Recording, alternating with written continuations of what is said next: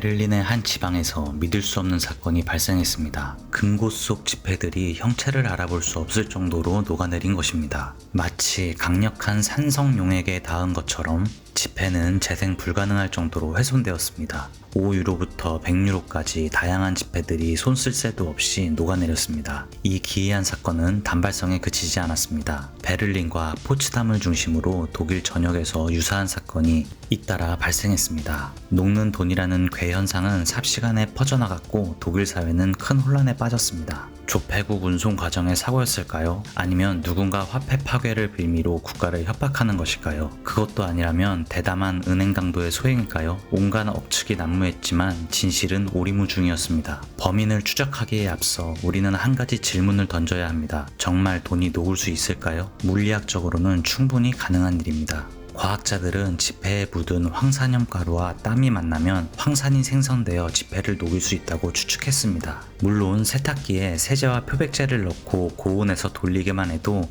보안 마크가 사라질 정도로 돈은 생각보다 쉽게 훼손될 수 있습니다. 하지만 연방경찰 대변인은 돈이 그렇게 쉽게 녹는다는 건 불가능한 일이라며 선을 그었습니다. 녹는 돈 사건은 여전히 미제로 남아있지만 한 가지 사실만은 분명합니다. 돈은 녹아내릴 수 있다는 것입니다. 녹아내릴 뿐만 아니라 사라질 수도, 심지어는 나라 전체를 파멸로 몰고 갈 수도 있습니다. 그런데 만약 지난 수천 년간 누군가 매일 돈을 훼손시키고 있다면 어떨까요? 조금씩 돈을 녹여왔고 어떨 땐 한 방에 한 국가의 돈을 모조리 파괴했습니다. 단순히 지폐에 황산을 붓거나 세탁기에 돌리는 것과는 비교도 안 될 만큼 강력한 방법으로 말입니다. 경제학자들은 이것을 인플레이션이라고 부릅니다. 지폐는 다시 찍어내면 그만입니다. 하지만 화폐에 대한 신뢰는 한번 무너지면 되돌리기 어렵습니다. 신뢰는 지폐처럼 마음대로 찍어낼 수 있는 것이 아니기 때문입니다. 돈은 지불을 이행하겠다는 추상적인 약속입니다. 그리고 이 약속은 인류 역사 속에서 수없이 깨져왔습니다. 제후, 황제, 왕, 통치자, 정치인, 독재자, 권력을 쥔 자들은 한순간의 이익에 눈이 멀어 화폐 체계를 악용했고 국민 경제를 파탄으로 몰고 갔습니다.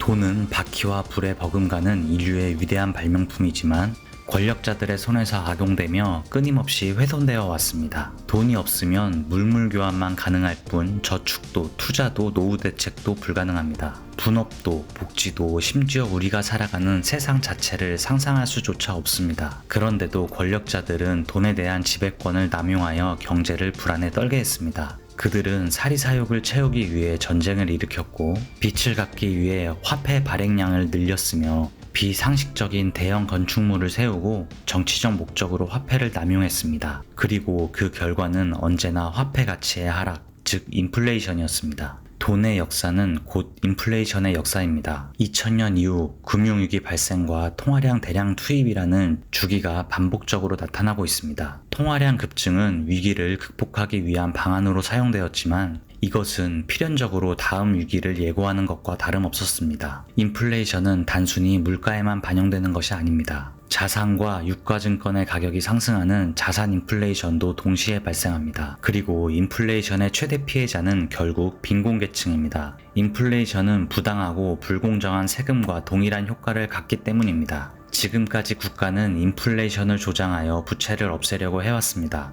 따라서 인플레이션의 종말이 예상된다는 주장은 설득력이 떨어집니다. 1920년대 바이마르 공화국, 2009년 짐바브웨의 사례는 충격적입니다. 바이마르 공화국에서는 사람들이 지폐를 땔감이나 아이들 장난감으로 사용했고 짐바브웨에서는 광고 전단지보다 지폐를 인쇄하는 비용이 더 저렴할 정도였습니다. 당시 짐바브웨 수도 하라라행 버스 티켓 한 장 가격이 100조 달러가 넘었으니 화폐 가치가 얼마나 끔찍하게 추락했는지 짐작할 수 있습니다. 이 두 국가의 화폐를 붕괴시킨 주범은 바로 인플레이션입니다. 인플레이션의 어원은 라틴어 인플라레로 부풀어 오르다라는 뜻입니다. 인위적으로 통화량을 늘리면 화폐로 측정되는 상품 및 서비스 가격이 상승합니다. 통화량 부풀리기는 가장 효과적으로 화폐를 붕괴시키고 국가와 국민 경제를 망치는 수단입니다. 많은 역사학자들은 인플레이션이 1920년대 바이마르 공화국의 패망을 촉진하고 1930년에서 40년대 독일과 전 세계를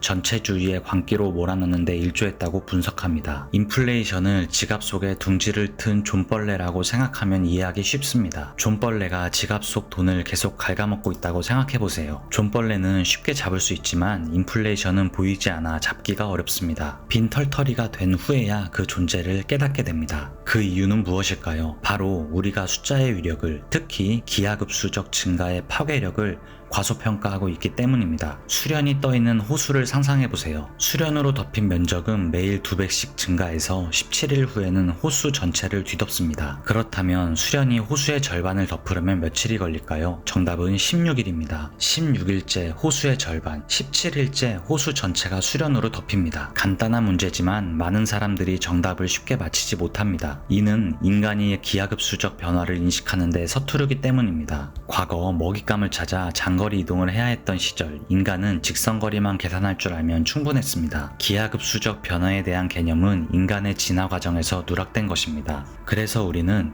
인플레이션의 기하급수적 영향력을 쉽게 간과합니다. 예를 들어 현재 1,000원인 제품이 있다고 가정해봅시다. 인플레이션이 1%라면 1년 후 1,010원, 10년 후 1,104원, 20년 후 1,220원이 됩니다. 인플레이션율이 2%라면 10년 후 1,218원, 20년 후 1,485원이 됩니다. 4%의 인플레이션율을 적용하면 10년 후 1,480원, 20년 후 2,191원까지 치솟습니다. 2016년 한국 짜장면 한 그릇 가격이 4,000원이었다고 가정하면 4% 인플레이션율 적용 시 10년 후 5,921원, 6% 적용 시 7,163원까지 오릅니다. 25세에 직장 생활을 시작해 40년 후 퇴직한다고 가정하면 2%의 인플레이션율은 구매력을 절반으로, 4%는 80% 수준으로 감소시킵니다. 이처럼 인플레이션은 슬금슬금 다가와 우리의 삶을 잠식합니다. 인플레이션은 최근에 발명된 것이 아닙니다. 인류의 역사와 함께 존재해 왔습니다. 그렇다면 왜 20세기에 들어서야 세계 경제가 통째로 흔들리는 걸까요? 바로 지폐 때문입니다. 돈의 기원은 불분명합니다. 가축, 조개껍질, 돌, 소금, 향신료, 식료품 등 온갖 종류의 물건이 지불수단으로 사용되었습니다. 특히 가축은 최초의 교환수단이자 계산단위였고 돈과 관련된 많은 단어들이 가축에서 유래했습니다. 대표적으로 캐피탈은 라틴어 카풋에서 유래된 단어로 가축의 머리를 의미합니다. 고대 사회에서 가축의 머릿수는 부의 척도였으며 따라서 캐피탈은 자본, 자산, 원금 등 돈과 관련된 의미로 사용되고 있습니다. 주식을 의미하는 단어 스탁은 가축이라는 뜻도 담겨 있습니다. 인류는 금속 가공 기술 발달과 함께 금속 동전을 주조하면서 화폐 경제를 시작했습니다. 기원전 600년경 현재 터키 지역에 있었던 리디아 왕국에서 사용된 일렉트론이 그 시초로 알려져 있습니다. 10세기 중국에서는 동전 주조에 필요한 금속 부족과 편리성 때문에 종이를 거래 수단으로 사용하기 시작했습니다. 처음에는 물건을 담보로 한 증서였지만 점차 고유한 화폐로 발전했습니다. 이 화폐는 물건의 실질 가치를 보장한다는 점에서 현대 화폐와는 달랐습니다. 놀라울 정도로 가치가 안정적이었고 구매력 감소도 없었습니다. 하지만 중국의 화폐 역시 인플레이션의 함정에 빠졌습니다. 국가가 은행권 발행을 독점하면서 문제가 시작되었습니다. 13세기 지폐는 유일한 합법적 통화로 자리 잡았지만 국가는 국권을 폐기하지 않고 신권을 계속 발행했습니다. 결국 1380년 지폐 한 장의 가치는 동전 1000개에서 1535년 동전 0.28개로 폭락했습니다. 최초의 지폐 인플레이션이었습니다. 인플레이션의 역사는 돈이 지니고 있는 가치와 돈이 나타내는 가치가 달라지면서 시작되었습니다. 돈의 가치를 조작하고 파괴하는 일이 가능해진 것입니다. 특히 지폐는 이런 부작용에 취약했습니다. 2차 세계대전 당시 나치 독일은 작전명 베른하르트라는 위조 지폐 유통작전을 펼쳐 연합국을 위협하려 했습니다. 영국 파운드화를 대량으로 위조하여